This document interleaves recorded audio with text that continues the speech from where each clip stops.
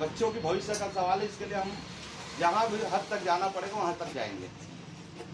नमस्कार दर्शकों, मैं ऋचा गोस्वामी और अभी मैं मौजूद हूँ अमलाडी में, जहाँ पे ये जो ज़मीन दिख रही है जो कि 9 एकड़ की ज़मीन है और ये जो भूमि है ये गवर्नमेंट की है बताई जा रही है। लेकिन जब कांग्रेस की सरकार थी तब इस ज़मीन में कॉलेज खुलवाने के लिए प्रस्तावना पास कराया गया था, जो कि अब यहाँ पे जब बीजेपी की सरकार आई तो यहाँ के जो लोग हैं, यहाँ के जो नेता हैं वो बता रहे हैं कि ये जो ज़मीन है प्राइवेट बिल्डर्स को दे दिया गया है, जिसका बिल्डर का नाम है रामा बिल्डर। उस बिल्डर ने इसको खरीद लिया गया है और यहाँ के जो विधायक हैं और यहाँ के जो नेता हैं विपक्ष के, वो उनका भी कहना है कि ये जो बहुत मनमानी है सरकार की, और यहाँ के विधायक को इस बात की खबर भी नहीं है कि ये जो ज़मीन है ये कॉलेज के लिए प्रस्तावना पास हो चुकी थी और इसे अब कोई बिल्डर ले लिया है।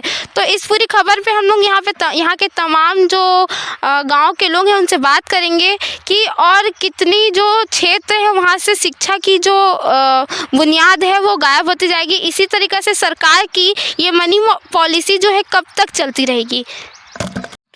नमस्कार, मैं तीरथ साहू हूँ, रायपुर ग्रामीण यूथ कांग्रेस अध्यक्ष हूँ।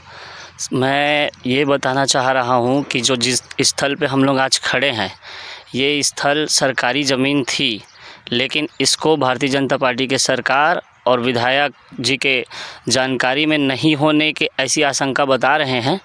लेकिन हमें लगता है कि उनकी जानकारी में होते हुए भी यह ज़मीन किसी प्राइवेट पार्टी को अलॉट कर दी गई है, जिसका आज आदेश भी आ चुका है 28 जून को। यह ज़मीन हमारे गांव के सरकारी कॉलेज के लिए सुरक्षित की गई थी, खेल मैदान के लिए सुरक्षित की गई थी, लेकिन क्या पता क्या सोच रहे हैं ये लोग, और भ्रष्टाचार की आशंका है और पूरी तरीके से इस ज़मीन को किसी प्राइवेट बिल्डर को इन लोग अलॉट करा रहे हैं। तो इस एरिया के अंदर कौन विधायक आते हैं, नाम क्या है विधायक का? विधायक श्री मोतीलाल साहू जी हैं। और जिस तरीके से गांव में जानकारी फैली कि यह ज़मीन किसी प्राइवेट पार्टी को अलॉट हो रही है, तो उस पर गांव के प्रमुख लोगों ने उनसे चर्चा की, तो उनका कहना था कि ये अलॉटमेंट की जानकारी उन्हें है नहीं। तो ये तो दुर्भाग्य है रायपुर ग्रामीण विधानसभा की कि उनको यहाँ उनके क्षेत्र में जो चीज़ हो रही उनकी जानकारी तक नहीं होती है उनके सरकार में। तो आपने उनसे और क्या कहा?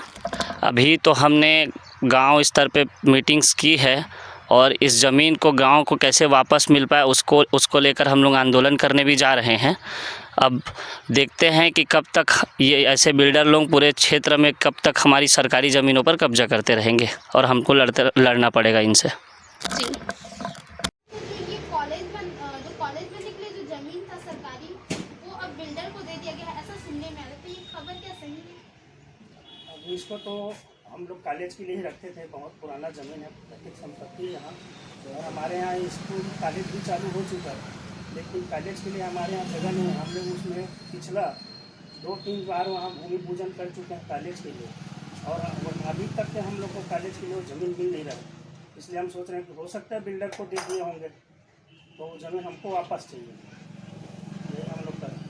तो आप लोगों को कैसे पता चला कि वो बिल्डर को दे दिया जा चुका है वो जमीन? अब ऐसा है, देखिए हम लोग तो 3-4 साल से मांग कर रहे हैं उसको, भूमि पूजन भी कर चुके हैं, लेकिन अभी तक हमारे पक्ष में आ ही नहीं रहा है वो ज़मीन। खाली घुमा रहे हैं, इधर होगा उधर होगा, बन जाएगा ये होगा मिलेगा करके। तो हम लोग को वही लग रहा है, हो सकता है बिल्डर को दे दिए होंगे करके। तो अगर वो सचमुच में अगर वो बिल्डर को दे दिया क्या होगा? तो आपका सरकार से क्या मांग है? हम सरकार से खाली ज़मीन का मांग है, वो जो ज़मीन है 9-10 एकड़ ज़मीन वो मांग है, और उसमें कॉलेज बनवाएंगे बच्चों लोग को पढ़ने के लिए, क्योंकि कॉलेज खुल चुका है, वहाँ बहुत शॉर्टेज है पढ़ाई करने में, बच्चे लोग को बैठने की जगह नहीं है, और हमारे पास और कोई अतिरिक्त जगह नहीं है। वो शासकीय ज़मीन है, उसको हम लोग रखे थे, वो ज़मीन खाली चाहिए हम लोग को, उसके बाद तो हम लोग बनवा लेंगे कॉलेज उसको। आप यहाँ कितने वर्ष से रह रहे हैं? मेरा तो ये प्राकृतिक संपत्ति है, मैं यहीं का निवासी हूँ। मेरा नाम मन्ना राम साहू है। नाम? धर्मेंद्र कुमार चंद्राकर, वार्ड 52। और शख्स मौजूद है जो यहीं के रहवासी हैं, उनसे हम पूछेंगे कि ये जो कॉलेज के लिए जो ज़मीन दिया गया था और अब उसको ऐसा बात खबर सुनने में आ रही है कि वो एक बिल्डर को दे दिया गया है, तो उस पर आप क्या कहना ये है कि हमको कुछ दिन पहले एक आवंटन का कागज आया है जो जिसमें राजेश अग्रवाल नामक व्यक्ति बिल्डर है, रामा ग्रीन के मालिक, उसको अधिग्रहण में आवंटन कर दिया गया है। लेकिन हम लोग इस ज़मीन को पैतृक रूप में हम लोग स्कूल, कॉलेज और खेल मैदान के लिए रखे हुए थे और हमारे कॉलेज आ चुका है हमारे अमलीडीह में, लेकिन वो हमारे सरकारी स्कूल के भवन में ही संचालित हो रहा है। तो उसको हम लोग भूमि पूजन करने के लिए गए, जिससे हमको बाद में पता चला कि ये भूमि रामा ग्रीन को अधिग्रहण के लिए आवंटन कर चुका है।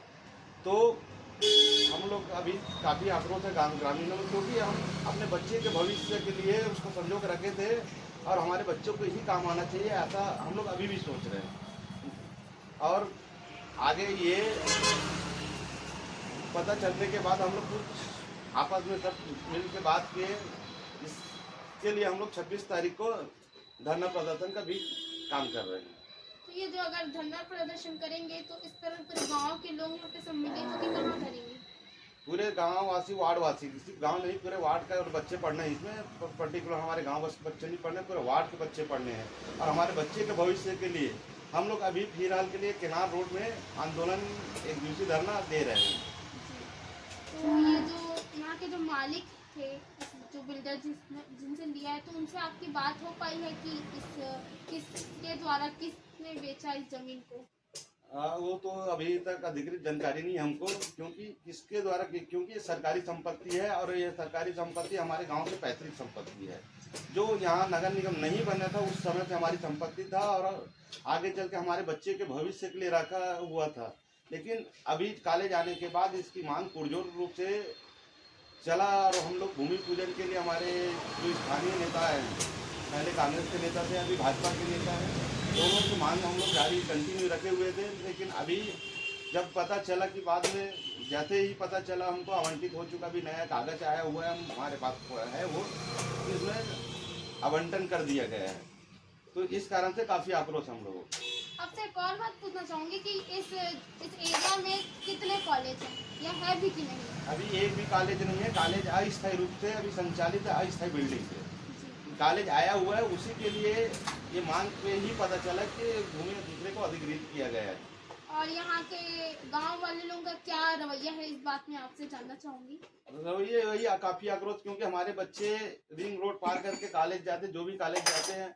अभी हमारे पास 4 कोर्स आए हुए हैं, BCA, DCA और BA और BCom। ये 4 कोर्स आए हुए, उसके लिए हमारे पास भवन नहीं है।